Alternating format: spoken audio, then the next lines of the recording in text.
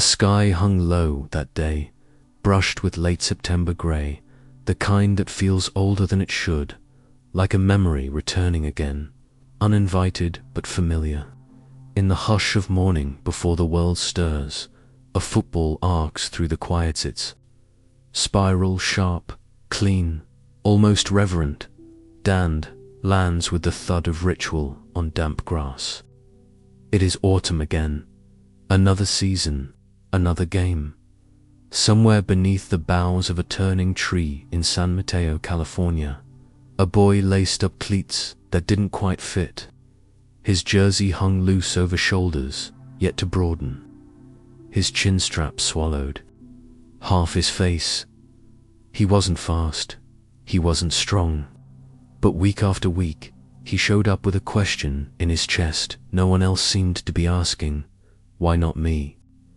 In the stands, the benches creaked with the weight of half-hearted cheers and a few proud parents. The boy stood on the sideline longer than he played, a substitute in body, never in mind. When the coach glanced down the row of helmets and called out, "Brady," it was more courtesy than strategy. And yet, in that call, a door opened not to stardom, but to something much sweeter - possibility. In the soft, tragic poetry of game tape and memory, we never really notice the moment a legend begins. It's not lit with fireworks. It doesn't thunder. It starts with a boy watching, waiting, believing. In silence, Tom Brady did not storm into football like a messiah. He floated in, almost imperceptibly. First a foggy dream, then a name, then a presence, and finally, a problem if you were on the other side of the field. But before the glint of championship rings and duck boat parades, before the records written in cold ink, there was a very average boy who walked into practice each day like it mattered more than the last. A boy who didn't yell to be seen. He whispered into greatness. He was no golden child, no savior out of high school. In fact, no one talked much about him at all. He was lanky, with narrow shoulders and a lopsided grin. His high school teammates loved him, but they loved him like a friend, not a future Hall of Famer. Coaches noted his drive years. That much was impossible to miss, but they rarely mentioned the arm, or the mobility, or the instincts that define a star. Because, in truth, they weren't there. Not yet. But what lived inside that boy was something scouts don't measure and stats don't capture. It darts between the numbers. It breathes in early failures. It feeds on being overlooked. It's not speed. It's not size. It's not even talent. It's defiance, soft and durable as leather. It's the sheer unwillingness to let the story end before the pages are written. Years later, they would say they saw it all along, that they knew, that there was something about that Brady kid. But people only remember courage in hindsight, when it's part of a trophy case, not when it's just a skinny teenage quarterback, jogging off the field after another loss, cheeks flushed, heart full in the glow of his father's old camcorder. Some film still exists, a single play captured somewhere between light and jitter. Brady takes the snap. His feet scuffle across uneven turf. The timing is off. The route is wrong. The pressure closes in. And then he fires. The ball doesn't soar. It survives, enough to reach, enough to matter. The completion doesn't win the game, but it does something rarer, keeps him believing. That belief would become armor, not prideful, not showy, but quiet, the kind you wear like a second skin. No one sees, the kind that endures 198 names before yours is called. By the time Tom reached college, no one expected much. He wasn't highly recruited. He wasn't the star in waiting. At Michigan, he arrived behind hype and ahead of doubt. The type of player coaches like because he doesn't complain and fans don't talk about. And, for a while, that's all he was. But even dorm rooms have shadows that stretch toward destiny. Brady spent hours studying film most quarterbacks skipped. He practiced footwork alone under flickering hallway lights. When asked about parties, he laughed and said, "I'm trying to figure out how to beat Penn State." Not because he was immune to youth, but because time always felt heavier to him. Like he knew it could run out before anyone noticed he'd been there.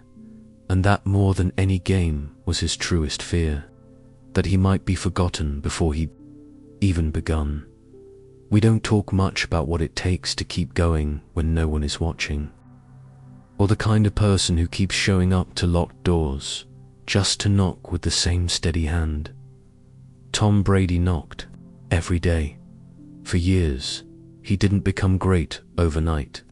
He didn't rise through a miracle. He advanced, inch by inch, mistake by mistake, progress dulled by doubt. One practice at a time. When you look back at greatness, it gleams, it feels inevitable. But if you turn down the volume and rewind the tape, what you hear is quieter footsteps in empty hallways, breaths counted in huddles. The rustle of notes taken alone while the rest of the world moved on without him. He was 23 years old, sitting at home with his family when the 2000 NFL draft began. The Brady household brimmed with nervous electricity, interrupted only by long pauses and deeper silences. The first round passed, then the second, then the third. Names kept flying off the board. Quarterbacks, wide receivers, even punters. Not him. Phones rang across the country. Not in his house. He smiled when the camera showed him, but in his chest, something softened into ache.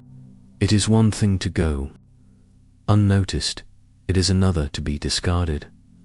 6 rounds, 198 names. Then finally, New England. Pick 199, no parades, no confetti, just a phone call, a promise of camp, and a chance that sounded more like charity. But for Brady, it was enough, because for some men, it only takes a sliver, not to settle, but to start. To this day, he keeps that draft card, worn at the edges, still whole, like his story, not perfect, not pretty, but still unfolding, still breathing. The air in the Brady living room grew heavier with each passing round. What began as anticipation had settled into something quieter, something like resignation, though no one dared say it. Tom sat on the edge of the couch, shoulders hunched, a half-finished sandwich in his lap. His father paced silently behind him. His mother offered soft smiles, her fingers nervously twined like rosaries. Names poured off the television in a relentless stream. Big names, strong names, quarterbacks, with magazine jaws and magazine stats. Coaches called in to gush about mechanics, potential swagger. Every selection clipped another thread from the dream, and yet, Brady waited, round 4, round 5. Hope thinned, but it didn't die not yet. Whenever the phone rang, the room would jump to life.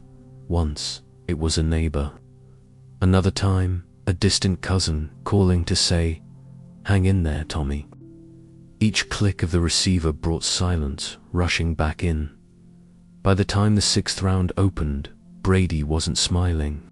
He didn't frown either. He simply ... stared, lost in the space between expectation and reality, where dreams are meant to go quietly. And if you listen closely to that silence, you can almost hear the heartache that comes not from being forgotten, but from being seen and still passed over. He wasn't asking for stardom, just a shot, a name on a page, a lane to run in, even if it was narrow and unlit. The camera, when it came to him, captured something soft, a boyish man with careful eyes, not broken, just bruised in a familiar way. New England, a team without ceremony, picked a quarterback at 199. That was it. No analysis, no studio discussion, just a name called in the static blur of a long afternoon. Scrawled into the book at the same moment almost everyone else had stopped reading it. There exists a photo of Tom taken just moments after the pick. His smile is small, both worn and wondrous. Behind it, a storm gathering. From the outside, the pick was meaningless. A sixth-round flyer, insurance, a camp body, a footnote, but in Brady's mind, it was a hinge. History would swing on it too. Understand the slight, you have to step back into his years at Michigan. Back to a place where he battled not just opponents on Saturday, but shadows within his own locker room. At Michigan, he arrived anonymous, sixth on the depth chart, an afterthought. At best, there were bigger names, higher-rated quarterbacks who filled press releases before games were even played. Brady watched, waited, knocked on doors that didn't open, yet kept returning. He asked for reps, was granted few. He asked for feedback, got less. He studied defenses in his dorm, alone, scribbling tendencies on notepads.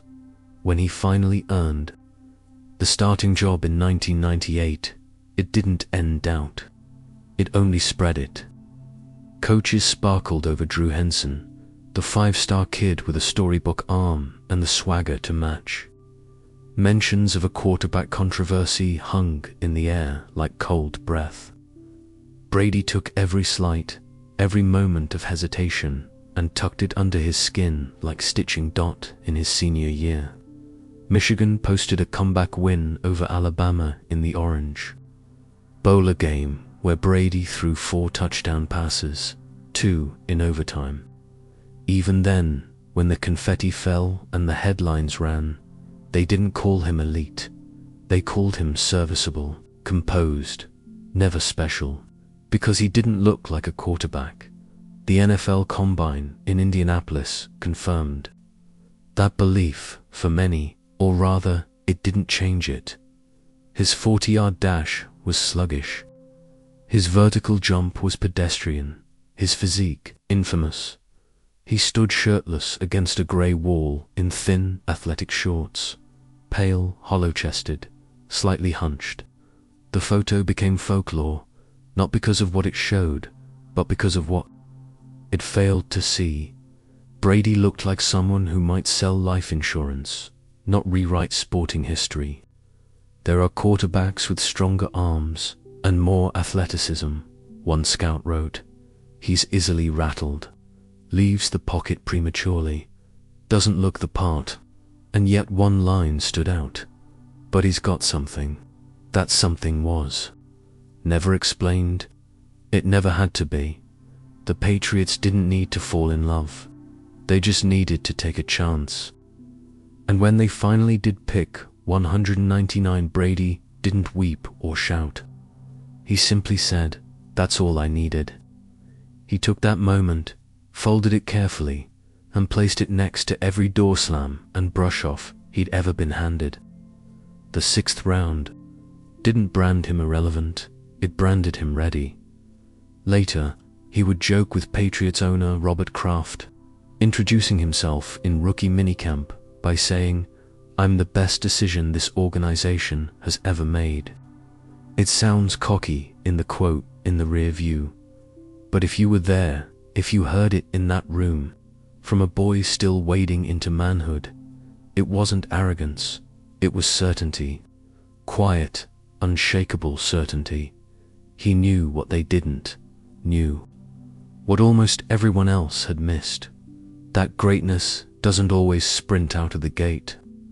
Sometimes it grows in the dark, watered by disappointment. He was assigned locker number 12. No special treatment, no insider path.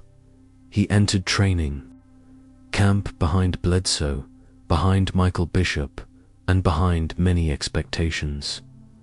Early practices revealed little. He completed passes, missed some, took notes, asked when he didn't know. But every day he returned. In film sessions, he sat in the front. In drills, he lingered after reps were done. In preseason games, when given moments, he made them stretch. Not loud, not flashy, but convincing, like a man trying to hold his place in a picture everyone else was trying to crop him out of. Bill Belichick noticed the dot. So did his quarterback's coach, Dick Rabine. They saw past the body, past the stats. Instead, they saw presence. The tiny dust motes of leadership before it takes full shape. Brady didn't have charisma that walked in first. He had commitment that never walked out. And so, on a roster that didn't promise glamour, nor fast paths upward, Tom Brady began not with a roar, but with rehearsals. The team flew to training camp. He packed his playbook before his close. He wrote notes in margins others hadn't opened yet. And after the lights went out in the Patriot Hotel floors, Brady wasn't sleeping. He was rehearsing third down checks to no one but himself. They called it preparation, but really it was prophecy, because the call was coming, the stage was coming, and the boy no one wanted on day one would soon become the reason no team slept easy again. It was 2000 in Foxborough, Massachusetts, and the wind was already biting through the trees. The kind of cold that warned of the season's turning, of long hours spent beneath fluorescent lights, of cleats scuffing frozen turf while breath spiraled into the dark. In the quiet corners of the New England Patriots locker room, there stood a quarterback. Not the quarterback. Not yet. A backup, then just a sixth-round afterthought assigned to watch and learn behind Drew Bledsoe. The chosen one. Tall, marketable, a cannon for an arm and a face of a franchise.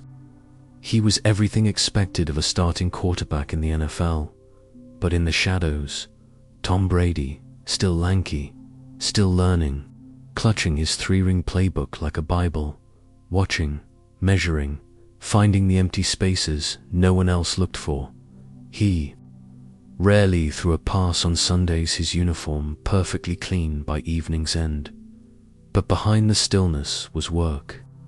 Monastic, tireless work. When the meetings ended, Brady stayed behind to ask one or two more questions. When others rested, he sat with film eyes, not searching for flaws to criticize, but for openings to prepare for. He discovered tendencies, tick-like tells in defenders' feet. He scribbled them in notebooks already worn along the spine. Coaches would share stories, almost amused, of Brady leaving them voicemails at midnight. "Coach, I was watching that goal line blitz package again. Do you think if I widen the split, I could hit the tight end before the safety crashes down?" Not from ego, not from insecurity, but from obsession. Like the game had picked him for something, even if he didn't know what yet. It wasn't flashy, but it grew. And in those first few months, something began to shift, not in playtime, but in trust. Teammates noticed his manner. Quiet, yes, but focused. There was a gravity to the way he carried himself, like he was preparing for something he hadn't yet earned the right to claim. Then came week 2 of the 2001 season. The Patriots were playing the Jets in the Meadowlands when it happened. Bledsoe scrambled to the sideline, trying to eke out a few extra yards. Jets linebacker Mo Lewis bore down, full speed. The hit was thunderous, helmet to ribs, shoulder to lungs. Drew collapsed. Didn't get up. Everything paused. Trainers rushed. Fans held their breath. On the New England sideline, silence fell. And then a helmet clicked. Brady rose, almost hesitant. He jogged onto the field, the reins of the Patriots. Offense inexplicably his. There were no trumpet blasts, no swelling orchestra. The cameras didn't swoop for a dramatic close-up. The game merely continued. And Tom Brady, backup quarterback, stood behind center with eyes that didn't widen. He just exhaled, called the play, took the snap. He didn't win the game. He didn't stun the league. But he was competent, calm. The offense moved without panic. 5-yard outs, 7-yard slants. A rhythm that, while not breathtaking, suggested the waves were no longer rising. It wasn't magic, but it was familiar. Comforting in a way New England hadn't seen in years. And when the game ended, and the Patriots returned to the locker room, Tom didn't grandstand. He sat quietly, as always, unlacing his cleats, head bowed not in disbelief. But analysis, they lost that day. But they gained something else. When Bledsoe's internal bleeding was discovered, the team faced a decision. Go forward with the sick Tranter. Never one for drama, made the call without fanfare. Brady's the quarterback, he said. Reporters raised eyebrows. Fans murmured. Tom only nodded. And the next week, he started. He didn't light up the scoreboard, but the Patriots won. Then they won again. Then again he didn't scream on the sideline. He didn't pander to cameras. But each week, the huddle grew steadier. Players began to look at him differently, not because of his arm, but because of his stillness in the storm. Brady rarely audible then, but he made the calls clean. Snap counts were crisp. Routes were in sync. The team, once scattered, congealed around him like iron filings to a magnet they didn't know had been there all along. In meetings, Brady was the recorder. Every word, every adjustment memorized. Before games, he replayed drives in his head first, like a pianist placing fingers in air before touching the keys. Kevin Falk, the running back, would recount moments before kickoff. Brady walking up to the line, patting shoulders, whispering, "Let's not let this one slip." Not a rally cry, but a vow. They weren't winning games with flash. They were winning with belief. It grew week by week. That season, piece by improbable piece. A future unraveled itself beneath his cleats. It's easy to look back now and say it made sense, that destiny had spoken, but in those early games, nothing was assured. Brady made mistakes, took bad sacks, missed open men.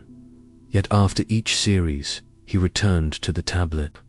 Eyes drawn, still lips reading coverage, hands moving as if rewriting the past. He never got too high, never too low. Even Belichick, known for his storm cloud demeanor, noticed. "He's putting us in position," he said. By November, the Patriots were contenders again. By December, no one remembered the boy who'd started on the bench. He'd gone from fill-in to fixture. The playoff berth that seemed impossible suddenly wasn't, and in locker rooms around the league, defensive coordinators began adjusting overnight, not for a star quarterback, but for the man who might become one. Still, there was a whisper running alongside all the noise. Was it sustainable? Could a 6th-round pick, leaner than most punters, really carry a franchise? The players didn't question it. They had seen the throws, the patience, the midnight adjustments. More importantly, they saw the poise. Leadership doesn't always speak loudly. Sometimes it's in the still way someone waits for the snap, in the sideways glance to steady a shaking teammate, in the low murmurs that carry louder than war cries in the huddle. The Patriots ended the season with something no one expected: momentum.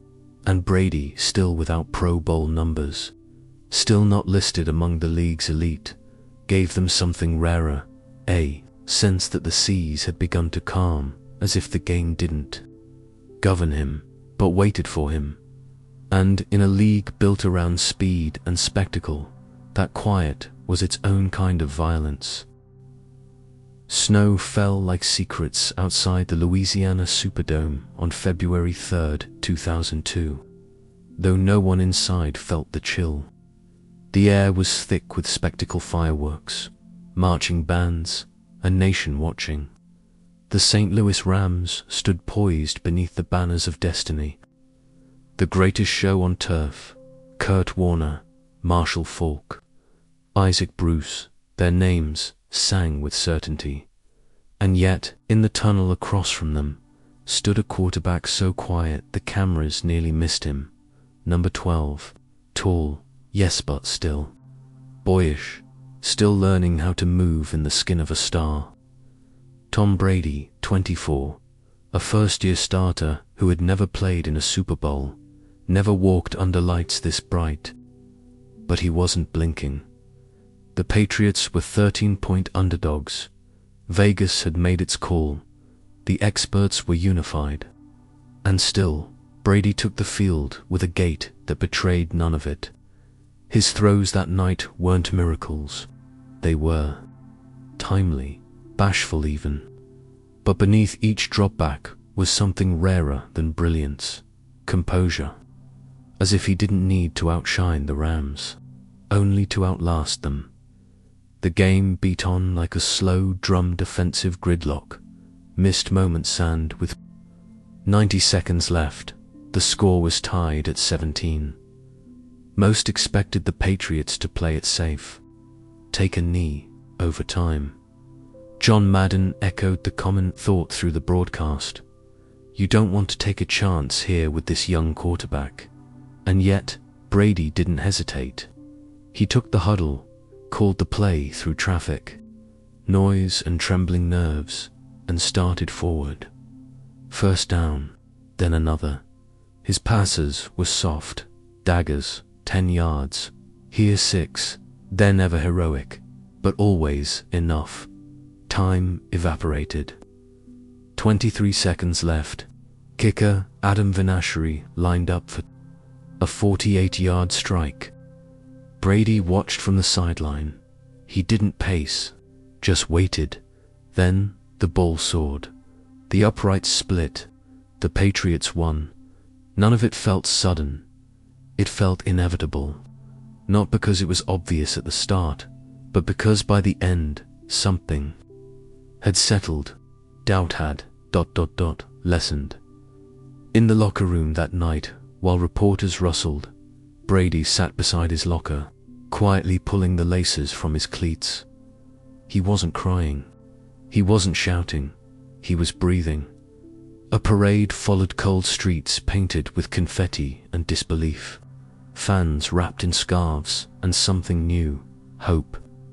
Brady stood at the podium and smiled small. "We're going to enjoy this," he said. There was no promise of more. Not then, not yet. But the seed was there. In the years that followed, the Patriots became less surprising and more formidable. That calm, rare rhythm Brady brought to each snap stayed with him. It sharpened, hardened into command. By 2003, no one asked who he was.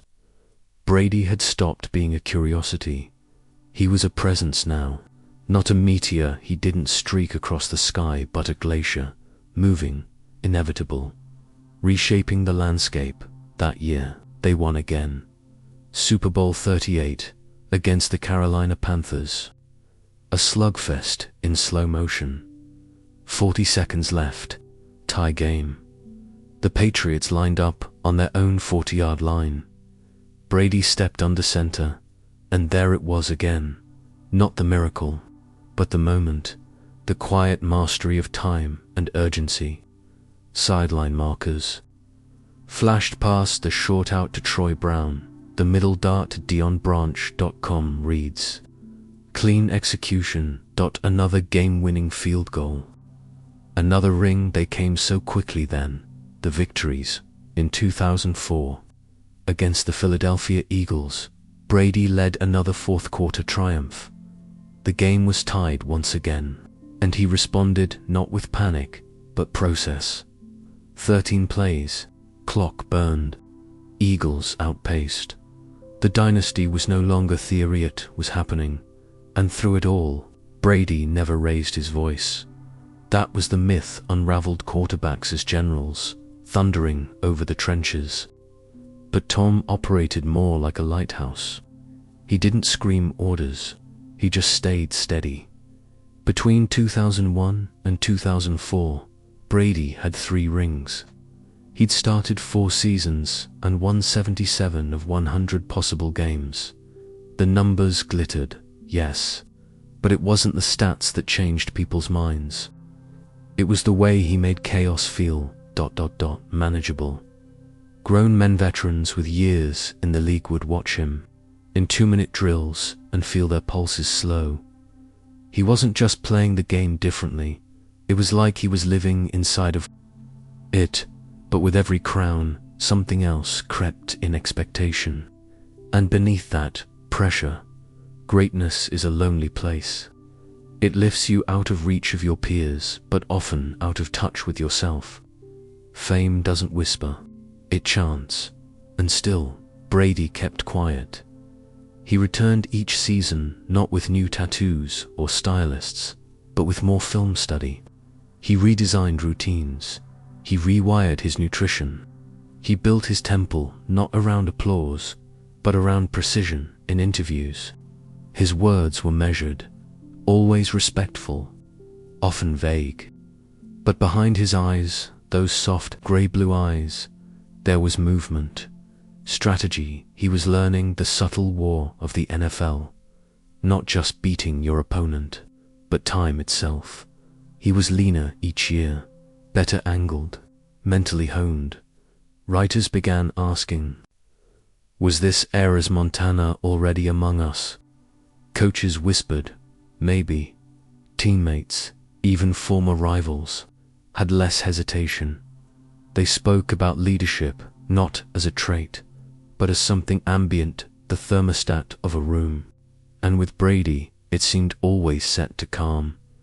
Wide receivers said his huddles felt like a confession booth. Hushed, reverent. No noise, just belief.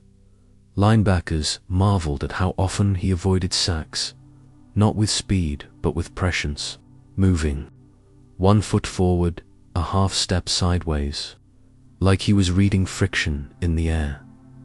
All the while, he never broke stride, never dropped the tone beneath his command, because the truth is some leaders conquer by force, and some by gravity. Tom Brady had become the latter, and through those seasons 2001, 2003, 2004, what he built wasn't momentum, it was regime, not through brashness or dominance, but through rhythm. And each winter, when the frost returned to Foxborough and the lights of Gillette Stadium flickered through the night like a vigil, you could hear it, the sound of cleats on cold turf, the low breath of a man walking onto the field, not to be seen, but to deliver again. It began, like many promises of greatness do, with breath held and eyes wide. The 2007 New England Patriots walked into the season like a dynasty reborn. Brady, now bloodied and brilliant. Bill Belichick, armed with a vengeance, disguised as a playbook, and a new weapon arriving from Oakland in the form of wide receiver Randy Moss. All sharp angles and sharp talent. Moss provided something Brady rarely had before: an equal in rage, in drive, in peak. The chemistry between them was not polite. It was explosive. Within weeks, broadcast booths had exhausted their vocabulary. Brilliant, surgical, lethal. None of it felt sufficient. Brady wasn't just distributing the ball. He was orchestrating something beyond the imagination of most defenses. Seams looked casual. Comeback routes hit like scripture. By week 4, touchdowns felt inevitable. By week 10, mercy felt impossible. They didn't just win, they erased. Even when scoreboards flashed lopsided numbers, the offense still played, still pushed. That season, the Patriots won games by margins usually reserved for video games. Tensions climbed. Critics talked of sportsmanship. Patriots players stopped. Hearing it, Brady, he just kept throwing. It wasn't cruelty. It was clarity. The mission was perfection. Each game, an unfolding chapter in a fairy tale paced like a siege. They went undefeated, 16 games, 16 victories. The first team since the '72 Dolphins to reach that mountaintop in the regular season. But even in that, a shadow persisted, because these Patriots, unlike those graceful Dolphins, were chasing perfection with knives drawn, and at the center of it stood Brady, refined, unbothered, threatening records with the ease of someone checking a clock. 50 touchdown passes. Moss caught 23 of them. Receivers once considered journeymen were made golden. Defenses bent early and broke often. Still, something about it never quite smiled. There was joy, yes, but no looseness, no dancing. Just a machine, humming louder, teeth sharper. The playoffs felt tight, predictable. Until they weren't. They reached the Super Bowl, a colossus eligible, some said, to be considered the greatest team in football history. One win away. 18-0. The New York Giants, by contrast, were not supposed to be there. A wild card, a question mark. An Eli Manning-led question mark, at that good, certainly, but not myth-forging. Vegas had little doubt. The Patriots were favored by double digits. Before the anthem was sung, history stood waiting. And yet, football, for all its tape and talent, obeys no script. From opening kickoff, the Giants came not as fodder, but as fury. Their defensive line did what few had dared all year. They chased Brady down. The pocket collapsed around him like a closing memory. He was sacked. He was pressured. His jersey, rarely soiled all year, now bore stains, not just of grass, but defiance. Still, with time left, the Patriots managed a go-ahead touchdown. Brady to Moss, 14-10. A New England heartbeat returned, but then, with time slipping, Eli Manning escaped, literally slipping out of what should have been a game-ending sack. The play unfurled slowly, the pocket broken, the crowd bracing. Tyree, helmet, catch, 8 fingers. One helmet, and history, gasping. The Giants scored. 17-14. Brady had 35 seconds, one timeout, and for the first time that season, it felt ... uncertain. The throws were rushed, receivers blanketed. The silence that followed wasn't of defeated, was of disbelief. The season that promised everything had given almost Allen still fallen a sliver short. Brady didn't weep that night. He stood beneath confetti not meant for him, shook hands with those who had dethroned him, and disappeared softly into the Miami air. In the post-game interviews, he said the right things, praised the Giants, mourned with professionalism, but behind his eyes, behind the measured voice, was something colder than the loss, an ache that perfection had come so close, one play away. Years later, teammates would talk about that Super Bowl. In half-breaths, like a wound not yet scabbed, they remembered how Brady sat on the locker room floor, his cleats still laced, unmoving. No tantrum, just stillness. The kind that only occurs when something sacred slips between the fingers. The 2008 season was supposed to be redemption, but life, with its timing both brutal and poetic, had other ideas. In Week 1, against the Kansas City Chiefs, Brady dropped back for a routine pass. A helmet struck just below the knee-low, unseen, unforgiving. He collapsed, torn ACL, season over, like that. The comeback season was not his. He spent that year in rehabilitation rooms instead of huddles, studying tape with one leg iced, whispering adjustments only to himself. That injury did not just rob him of a seasonette, robbed him of momentum. When he returned in 2009, the team was good, but not great. His throws were sharp, but not reverent. They lost in the playoffs, and for the first time in years, the glow faded slightly. The league responded accordingly. Drew Brees was on fire in New Orleans. Peyton Manning never stopped lurking. The narrative began to shift. Had Brady ... peaked?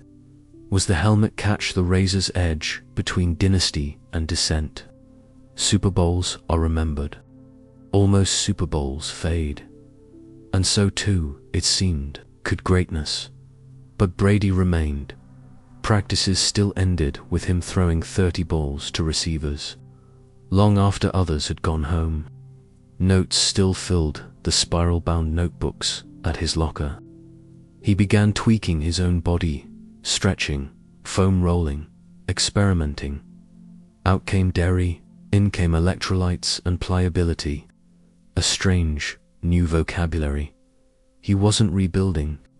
He was reimagining. Because he knew perfection might never be his again, but reinvention still could be. It started slow, the kind of slow that most people mistake for fading, after the injury, after the helmet catch, after the greatness felt like memory. Tom Brady walked into the second half of his career with less of a spotlight and more of a shadow. The league had moved on, as it always does. The next names had risen. Breeze, Rodgers, a young man named Wilson out in Seattle. Sports writers asked, gently at first, then louder, is he still elite? But there's a difference between fading and refining. Post 2009, the Patriots didn't crumble. They recalibrated. No longer the juggernauts of old, they became something leaner, more deliberate. And Brady, now in his mid-30s, wasn't trying to overpower defenses anymore. He was trying to outlive them. The throws came quicker. The feet moved tighter. Every pass became a discipline. He stopped chasing fireworks and started perfecting firelight. 2011 saw him reach the Super Bowl again, this time against the Giants, again. Redemption dangled. And again, the final minutes unraveled, soft and messy. Another loss. Another nearly. But by then, Brady had already begun changing the game elsewhere inside his home, inside his bones. While other quarterbacks placed their futures in their arms, Brady rooted his in his habits. Out went late-night pizzas. In came 9 o'clock bedtimes, blue light glasses, hydration charts, resistance bands over deadlifts, avocado ice cream instead of cake. People laughed, then watched, then copied. The TB12 method was never just a diet, it was a declaration. I'm not ready to be done, not yet. He never moved like a young quarterback again, but he started thinking like a wiser one. Pain became data. Limits became variables. And if a 36-year-old still walked onto the field, slow-footed but unshaken, defenders found that he was easier to touch but harder to shake. 2014 brought the moment many thought wouldn't come again. The Patriots marched through the playoffs with quiet conviction, setting the stage for Super Bowl 49 showdown with the defending champion, Seattle Seahawks. Fast, young, ruthless. Led by Russell Wilson and marshaled by a defense nicknamed the Legion of Boom. This was speed versus precision, rage versus restraint. And for a few kaleidoscopic minutes, it looked like the curtain might fall once again. Down 10 entering the fourth quarter. Brady did what he had always done best. He slowed the noise. 8 completions in a row. Then 10, then 12. 2 touchdowns. Erased the deficit. The crowd shifted. The sideline hummed. Then a miracle and a mistake. 45 seconds to go. Seahawks at the 1-yard line. A touchdown wins it. But they passed, and Malcolm Butler, an undrafted rookie, stepped into the throw and wrote his own name into history. It was not Brady's throw. It was not his play, but it was his victory. And perhaps that made it even sweeter. He didn't need to be the hero. He just needed to be there long enough for one to emerge. From that night forward, the arc of his career took on a second wind. Not louder, just longer. The media stopped questioning his expiration dates. Instead, they turned the clock upside down and asked, how long can he keep doing this? Brady threw for another Super Bowl appearance in 2016, and then came one of the wildest nights the sport had ever seen. Super Bowl Lee, the Patriots versus the Atlanta Falcons. They were down 28-3, down buried 30-9-year-old. Quarterbacks don't come back from deficits like that. But Brady didn't blink. He didn't bark, didn't scream into helmets. He stitched the pieces back together. 6-yard drag, 8-yard out, 5-yard slant. The drive wasn't ascending, it was rebuilding. And then it snapped play after play, like someone had turned gravity. Julian Edelman made a fingertip catch that defied physics. Brady made passes that cut silence into belief. In overtime, James White ran it in. Super Bowl, Patriots, again. Brady, now with 5 rings, a record, a resurrection. Preparation had met patience. Habits had met hunger. The game hadn't slowed down. Brady had just begun to see it differently. The older he got, the more mortal he appeared in frame, and the more immortal he became. In moments, not because he moved faster, but because he stopped believing the end was pre-written. Age, for him, became a prompt knot, a ceiling dot each off-season. His work intensified. He studied fields as if returning to school. Cornerback hips, linebacker steps, wind rotation. Film was not review. It was rehearsal, and when he spoke to his teammates, they listened not for volume, but for vision. He would turn to rookies and say, "We haven't played our best yet." Even after wins, especially after wins, fatigue never colored his speech. Only faith that greatness wasn't a climax, it was a cadence. In 2018, another Super Bowl berth, this time against the Rams. A low-scoring affair, a masterclass not in offense, but in control. Final score, 1-3. He didn't throw for 400 yards. He only needed to throw when it mattered. A fade to Gronkowski, a run by Michelle, the final kneel, his 6th ring, tying Michael Jordan. Brady smiled, but, as always, didn't sing. He returned to the locker room and began talking about the off-season. Schedule, no victory lap, no final bow, because, in his mind, autumn never ended. It simply returned again, and again, and again, Each time, he was ready, and with each year, the extraordinary stopped feeling rare. Instead, it felt like routine, a sacred monotony. Tom Brady, now past 40, had done what most athletes never dared attempt. He didn't slow the clock. He outgrew it, and the league. It learned to keep its calendars open. He stood beneath the frostbitten lights of Foxborough, one final season. And if you weren't listening closely, you might have missed the goodbyes stitched quietly under each cadence. 20 years, 6 Super Bowls, endless autumns, and still. It took everyone by surprise. When Tom Brady left New England in March of 2020, there was no shockwave, only a stillness, an uneasy quiet. Fans didn't scream, they stared, and maybe that's how all long relationships end, not with fury, but with fatigue. His announcement came not through press conference or parade, just a letter, typed, polite, thankful. A man stepping away from the only house he'd ever known. But here's the thing about legends. Departure doesn't mean decline. And goodbye is rarely the end of the clock. 8 hours south, in Tampa Bay, Florida, the sun burns heavier. Palms rustle where pine once stood.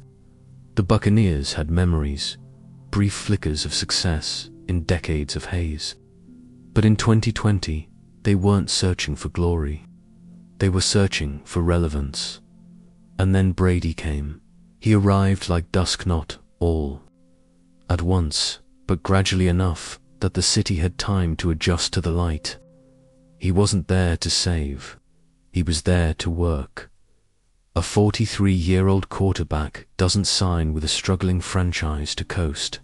He signs because something still burns, quietly but fiercely. A refusal to fade into applause. Training camp came.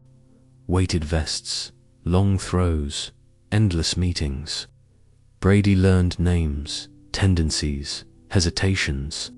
He studied the playbook of Bruce Arians. But more importantly, he began to thread it with his own fingerprint. Footwork reshaped routes, timing refined. Connections. Receivers like Mike Evans, Chris Godwin, Scotty Miller, they didn't just gain a quarterback.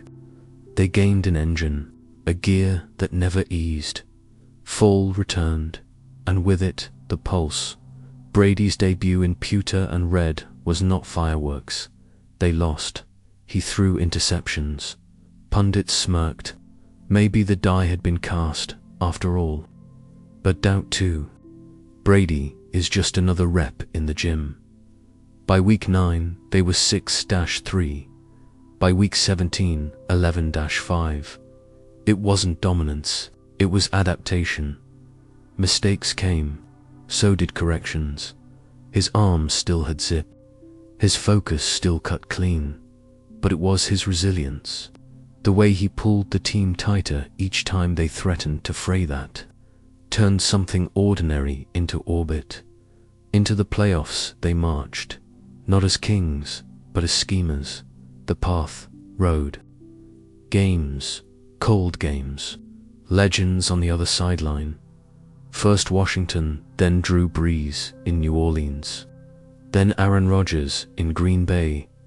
Each time, Brady threw, not with youth, but with history. He uncovered holes in zone coverage, like a paleontologist, brushing dust off bone. He floated balls where only the story could reach. He turned deficits into delays. By late January, they had done the improbable. Tampa Bay was going to the Super Bowl, and that Super Bowl, held in their own stadium, Raymond James, first time in history. February 7th, 2021. The scene wasn't grand. The pandemic reduced the crowds, but not the stakes. Across from them stood Kansas City, a rising empire led by a new king, Patrick Mahomes. Young, fearless, already crowned by the media as the future. It felt poetic. Old guard versus new wave. Brady, walked out of the tunnel not to prove he was still the greatest but to remind everyone why he was, from the first possession. It was tilt-up Brady to Gronkowski twice, signature chemistry rekindled under warmer skies. The Buccaneers' defense swarmed the offense. Clinical. Brady didn't just play well, he orchestrated, he dissected. Kansas City didn't score a touchdown, and when the clock hit 0, 31-9, a seventh ring, the most by any single player, one more than any franchise, he cradled the Lombardi like an old friend, hands worn from years of holding, eyes calm, not euphoric, just full. Back in the locker room, laughter echoed.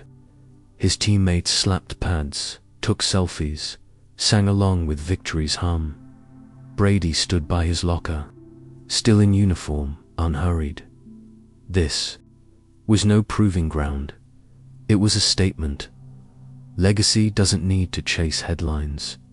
It just needs time, and Brady had bent time to his rhythm. The following year, 2021, he returned again. No retirement, no reflection, 40-4 years old.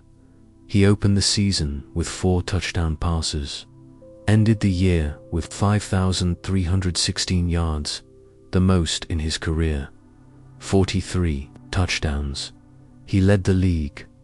Again, those numbers weren't supposed to belong to a man, preparing for a rocking chair, but there he was, still dissecting, still daring, still delivering in the playoffs.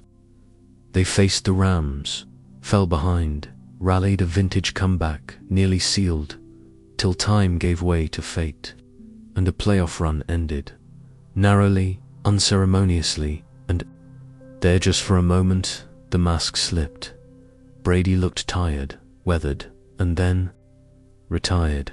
February 2022. A statement posted. He spoke of gratitude, of family, of stepping away to embrace what lies beyond the game. But silence lasted only 40 days because static never suited him. He returned, something between myth and man. Some called it ego, others love. It was always both. His final season, 2022, was uneven. The Bucs battled injuries, inconsistencies.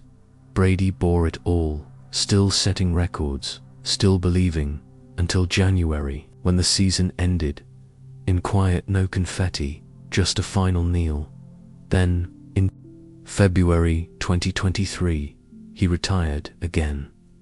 This time for good. He said, a whisper, not to the world, but maybe to himself. A rare surrender, not defeat, but peace. It was February again, the kind that creeps in not with flowers blooming or warmth, returning but with bare branches rattling against cold windows, and afternoons that vanished too soon. Football had ended, and so had something else. There was no ticker tape that day, no echoes of stadium cheers fading into dusk. Just a man, folding his final jersey, placing his helmet on a shelf for the last time. Not as a ceremony, but as a rhythm slowing to silence. The moment football slipped away from Tom Brady wasn't thunderous. It was quiet, steady, like so much of his journey had always been. He was alone when he said it. Not on a stage, not behind a podium, not surrounded by old teammates or triumphant music. Just a short video, his voice cracked slightly with wind. Eyes soft. I'm retiring, for good. The beach behind him felt enormous. The waves rolled in behind the words, and then they too passed. Because glory, he always knew, doesn't cling. And greatness real, greatness isn't loud. It exits the way it entered. One quiet footstep at a time. You can look for the moment when Brady fell out of love with the chase, but it isn't there. He didn't stop needing the game. He just began to realize that love, too, must learn to let go. He hadn't come to a wall. He'd reached a door. For over 2 decades, the autumns had belonged to him, not in flash or in sole dominion, but in presence. When New England whispered of change, Brady was there. When Tampa dared to dream, he appeared. And always, when the leaves began to turn and the lights began to glow, you could count on number 12 at the center of it all, not shouting into cameras, not chasing applause, but delivering over and over and over again. Now, the field stands empty. Somewhere deep inside Gillette Stadium, dust settles on a locker once lined with handwritten notes, soft-worn cleats, and familiar rituals. Across the country, in Tampa, metal lockers echo without urgency. A playbook rests closed, and for the first time in 23 years, Tom Brady doesn't belong to a sideline. He belongs to memory. But memory, for Brady, isn't decay. It's echo. You'll hear it in quarterbacks who now slide the same way, whisper audibles under their breath like prayers. You'll see it in players who choose discipline over bravado, who rise before the sun and skip the champagne. You'll feel it in every game-winning drive 2 minutes on the clock. Heartbeat steady, because his fingerprints didn't just rest on the record books. They settled in the lives of all who watched, from fans tracing his ascent in the pages of childhood, to rivals who studied him because to understand Brady was to understand what victory demanded. He never called himself the greatest. Others did, often, and still do. But Tom never needed statues or slogans. He built his legacy the way stone wears into monument, through pressure, through time, through the defiance of erosion. The cleats are unstrapped now, the jersey folded, the nameplate no longer a fixture in locker rooms, but instead stained into history. But perhaps what lingers most isn't the rings. It isn't even the numbers etched in gold. It's a mood, a belief that no matter how the game tilts, no matter how many names rise and fall, there once stood a man who asked only for a sliver of a chance and turned it into immortality. No tantrums, no headlines of rebellion, just patience, trust, repetition. There were no farewell tours that rolled across the country. No city presented him with rocking chairs or ceremonial gifts. His was not a curtain call adorned with spectacle. It was a walk, off stage, with shoulders relaxed and hands by his side, as if to say, I was here. That was enough, and maybe that's what perfection really is. Not flawless, but complete. The boy from San Mateo, the one with the oversized shoulder pads and the laced-up doubt, had become the man who rewrote history in pencil so he could always refine it, who never played to silence doubters, but instead to speak, to belief itself, who whispered into the game a kind of reverence that said, watch closely, something is happening here. He gave the game his breath, his winters, his sleep, his body, his heart, and when it was done, he didn't ask for it to return anything, just to let him give. And so when he stood on that beach, wind in his jacket, eyes full but not tearful, it felt right. That voice, small against the waves, saying goodbye with such certainty. We believed him this time. He had nothing left to prove, not to us, not to himself. He gave everything he had, and in return, the game gave him everything it could: glory, heartbreak, memory, permanence. Now the seasons will change without him, but somewhere, in the minds of those who watched, who believed, and who dared to dream against odds, Tom Brady remains. Not in the huddle, not on the field, but in the quiet between each play. where greatness no longer speaks, but waits, watches, whispers.